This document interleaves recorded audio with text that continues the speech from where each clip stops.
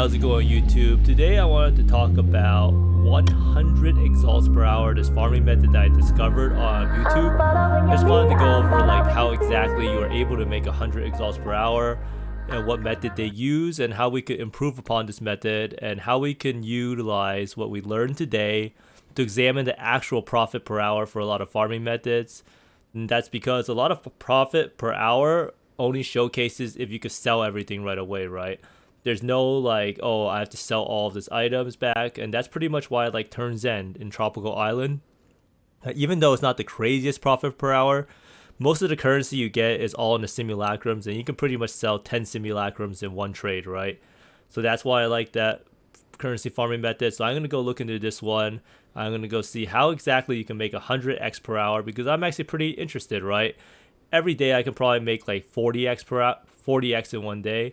So having someone who can make double my exalts in an hour, then that's something I really wanted to learn. And I thought it'd be a cool, interesting video to showcase how you too can make 100x per hour and what you actually need to do to achieve that goal. But first of all, I wanted to talk about the gear I got, because I did get one big upgrade, and that one big upgrade did cost me a lot of money. And let's see. So right now my net worth is, I have 55 exalts, so 60 exalts, and probably 70 to 80 exalts. So that guy makes 100x per hour. He just pretty much more than I have in 1 hour. So maybe I'm doing something wrong. So I'll analyze what I could do, and I'll probably talk about some more potential upgrades. The upgrades are coming along pretty slow. They're just so expensive. But let's get straight into the gear overview, and then we'll delve into how to make 100x per hour. So I ended up buying my first double multi RMR jewel, or RSR, whatever you want to call it. So it's actually a beauty. It's 15% and it's 17%, so 32% multi and then 12% proj damage. The most you can actually get on a double multi jewel is 33%, 15% for spells and 18%. Or is it 15%? You can get it for elemental damage, lightning skills, or spells. And it also has a cherry on top of having some additional projectile damage. I did buy it for 16 exalts. And the reason why I bought it for that amount is, if you look at trade site here, there's just not that much supply of it. And at this point, I don't think I'm ever going to find a double multi-jewel under 10, 12x that's going to be pretty good. This one here is 23%, right? 23%, I might as well not buy it, right? So this one is not too bad. Attack speed does help a lot, 29x. Or 29 multi, and it's 19x. So one I got was 32 multi. It had some extra oomph to it, so that's why I decided to pull the trigger. I do see that there's more people trying to sell their jewels. This guy has lowered it from 35 to 25. 25 with projectile speed almost makes me interested. I mean, in the end, all these upgrades are so expensive. This guy here has triple multi jewel, double multi, and the sad part is all these jewels are exactly the same ones I see. There's been no real new ones, and these are all just people who bought it at the start of the league. So you can see at the start of the league, with more people playing, there's actually more jewels that showed up, whether through ROG or I don't know, Gwenin or something, but there's just more jewels that existed at the start. So right now a lot of people are selling their extra ones, or they're quitting the league or whatever. So there's some that pops up, so I made sure to snag one. I bought it for around 16 exalts. Now, at a certain point, a lot of people wonder, how do you actually get better jewels, right? So, in the end, getting a first among replenishing RMR, say one of these, getting a reduced mana reserve, and being able to put in a real jewel without worrying about reduced skill reservation is probably a lot better. It's a lot cheaper. Say you wanted to buy a jewel like this, that you can literally get a quad, a triple multi with ES jewel, and you would never ever find that in a reduced skill reservation state. It would just never exist, because no one would ever corrupt a 20 exalt or 10 exalt jewel. So if you want to have a perfect jewel and you still want to have your reduced skill reservation, the best way to go about it is to get reduced skill reservation clusters. And another good way to get corrupted blood is to buy a reduced skill reservation cluster with corrupted blood. Because when people go for reduced skill reservation clusters, they will get corrupted blood, they will get Ellie Pen, so it is a good idea to swap some of these out to get some free elemental penetration, or elemental penetration or corrupted blood. But these ones here, the 35% effect ones, you would probably never find RMR unless you started corrupting them yourselves. First among Purposeful Harbinger, you will probably see some later on into the league. It really just depends on if other people will corrupt it or you have to buy it all up and corrupt it yourself. So let's see how much this jewel goes for. So it is like a 1 in 60, so this would put this jewel around like 120 to 180x if there's even enough supply for it. While if you look at First Among Replenishing here, this one is only like, what? It's only 80 chaos, so this one will be around 50x to get on average. But if too many people buy it out and do it, then it's going to be a lot worse, right? And then this jewel here is probably just completely cheap and free. So if you actually use one of these, you could probably try to corrupt a few of these and try to hit, what's it called, a reduced skill reservation. But that's pretty much some pretty end game stuff, right? And 3 passive point voices will probably be my next upgrade. I probably have enough already.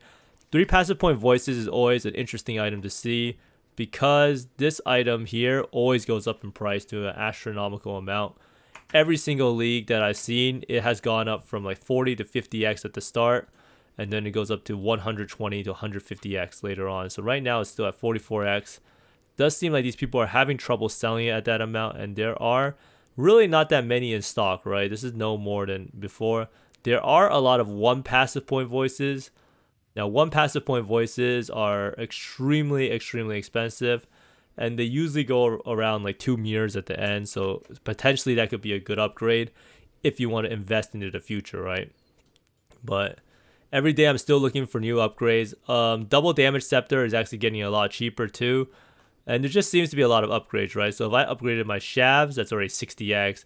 Or a Nebulous, that's already 40x or 20 to 30x. Then another ring is another 30, 40x. And then voice is another 30, 40x. So everything's 30, 40x. And how much money can you realistically make in a day? I play like 5-6 hours at the moment. So it's like 1 day of farming for one item at the moment. And the item I bought was a double multi-jewel because I thought it was a good value. So that's just how it is. And that just brings me to the next thing, right? Because what are you able to farm in this game to allow you to make more money? Because if you have more money, then you could buy a lot more upgrades. And it wouldn't really matter how bad the league economy is. So that's why I try to look around. And that's how I found the 100x per hour method. So I'm going to go look into it with you guys. See if it's legitimate or not. And maybe I can make more money by doing a method like that.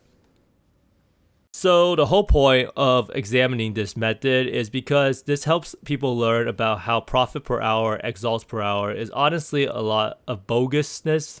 Like even in my last video, I say the lateral art day is 6 to 10x per hour, but that pretty much involves maximum efficiency. Like if you just put in the maps over and over again, I mean, most of us are human. We can't really put in the maps over and over again. And lateral Ardain does have some small stuff to sell. And I want to talk about how to sell the stuff, right? So if you have a lot of bulk currency, make sure to public the tab. Then you pretty much just control each of the stuff. And then you look at how much it actually is for the currency. So here you do 1 out of 245.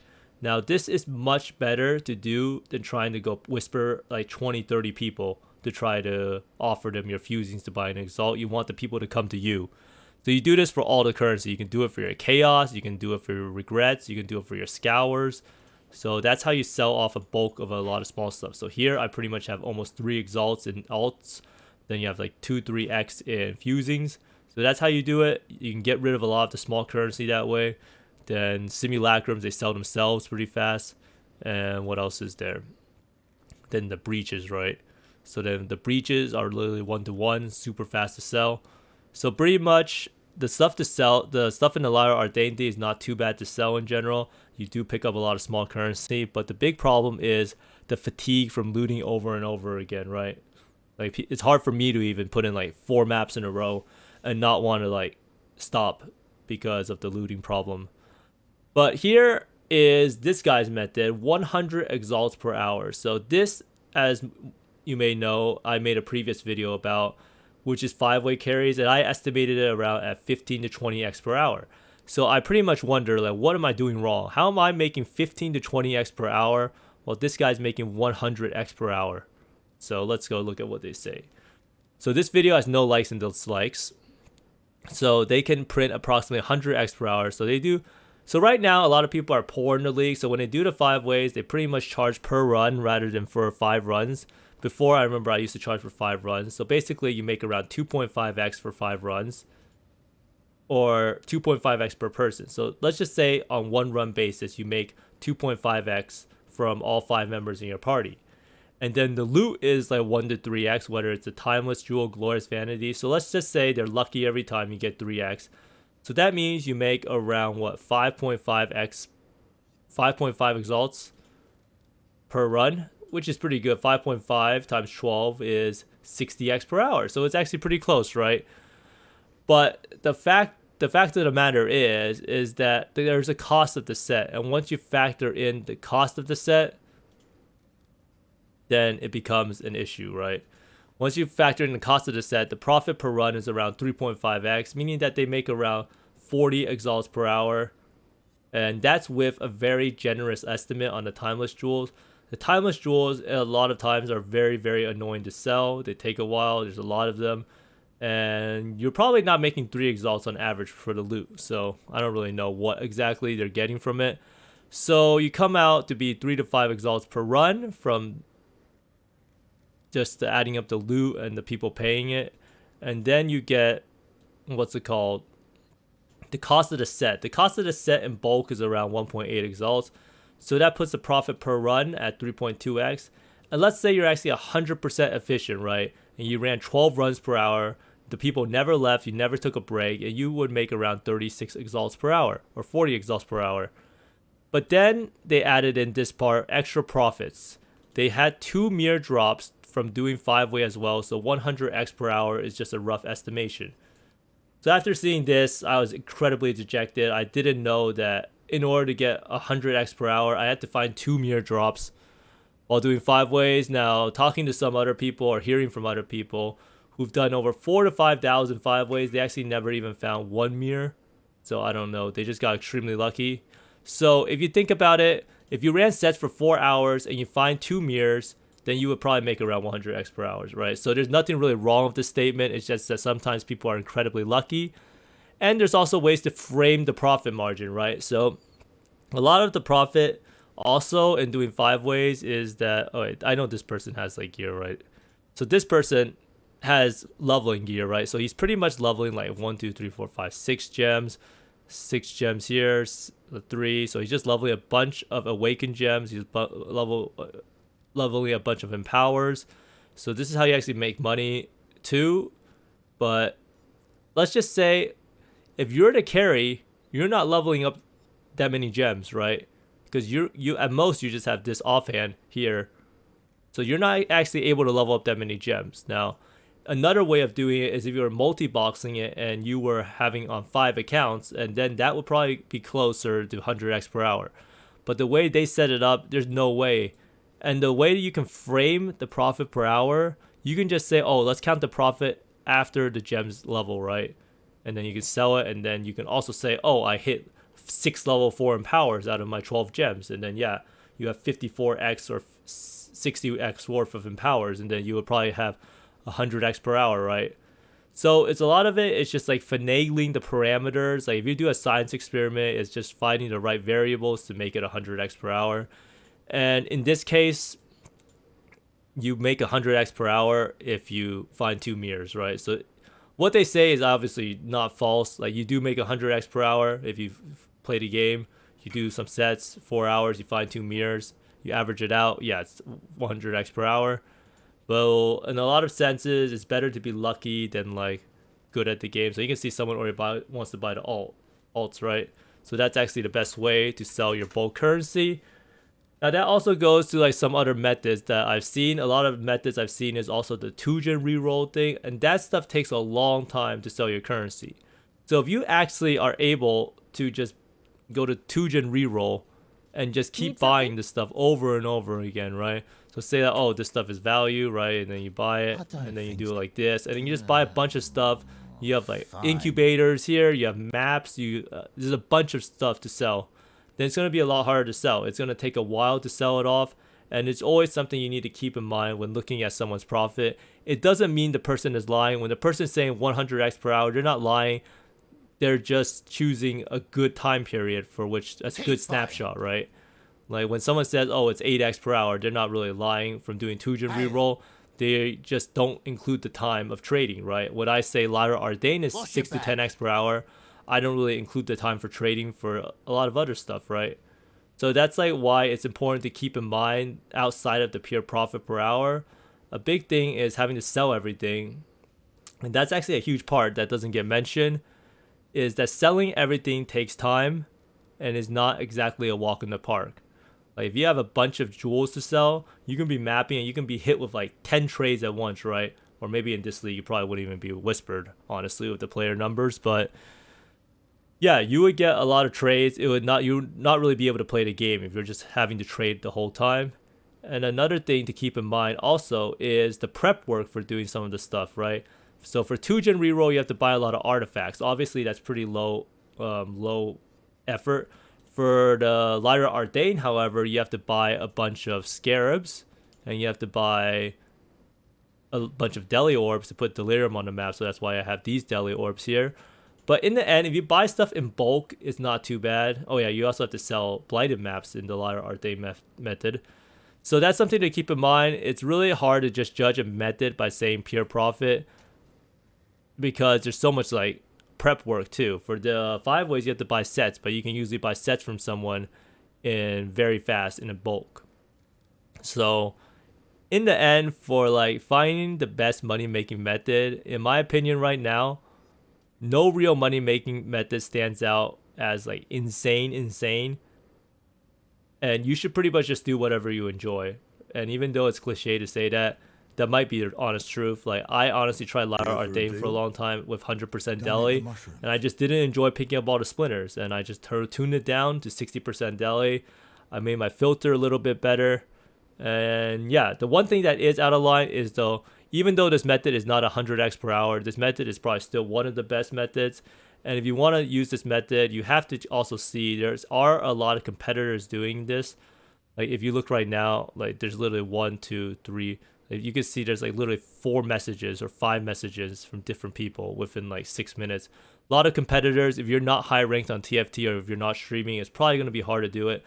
But I would say that this is still the best money per hour if you're able to actually have no downtime in between sets. Now 100x per hour, I don't know about that. Maybe if you find 2 mirrors, it's kind of like a little clickbaity for this, but it is what it is. I'm using the title 200x per hour, but you cannot make 100x per hour in any facet of the game unless you're crafting, or if you count a snapshot of, oh, I found a mirror in this 1 hour of 2 hours of play, so I'm going to include it in my profit. So that's just some insight on profit margins and whether you can make 100x per hour and how you should evaluate when methods say a certain X amount per hour. But basically, before we end, I want to talk about this little bit of info that's coming up. So on Twitter, on Path of Exile, they do say that Chris Wilson is scheduled to appear on the Bay Class podcast to discuss about the current state of Path of Exile. And I know a lot of people are kind of looking forward to this because if you look at the Steam charts, the game is obviously not in a good state in terms of player base. I think at this point it is like a third. So right now, the number of players that are playing the game at the peak is what it was in Ultimatum 6 weeks into the league, and we're 2 weeks into the league right now. And those are just numbers that are facts. And if I go into my trade and try to buy stuff, it is very apparent that there's very few people playing the game. The same people have almost all the items. Like for instance, this guy Exotic has it, and there's this push and pull right now going on between people who want to sell their items and there's nobody buying it, but then there's also no supply of the items. So we'll see who wins out. Right now, I'm not buying anything. I do think some of the items will go down in price. Like there's not that many ore stackers out there, honestly, to be frank, that can afford all of this gear, right? So this podcast will address a lot of things, and there's a lot of things that people want to see, right? So let's go look at this one post before I decide to end. So amount of grind to do any meaningful content, buffs to underused skills, scaling option, trade improvements. So the main thing I feel like in the game, for me personally in PoE, has always been the trade.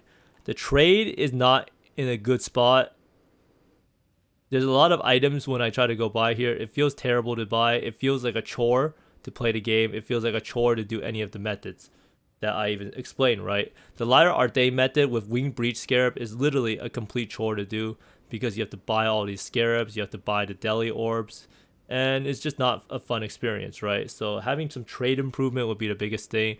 I don't think this league was bad, as you saw in the last video, and I do think that I will do a reaction video to this because I feel like this interview will give a lot of insight on how the game's future will be and what direction they will. If I had to be a guessing man, I will say that he's gonna double down on the changes, say that everything was expected, that they know that people would not like this league as much, and that they believe that's better for the long-term health of the game. But then there's also some changes like the mana stuff that they went a little too overboard on, and then maybe some of the ailment changes. And I think that's probably the best take that I think that they will probably have, and that's probably what they'll say.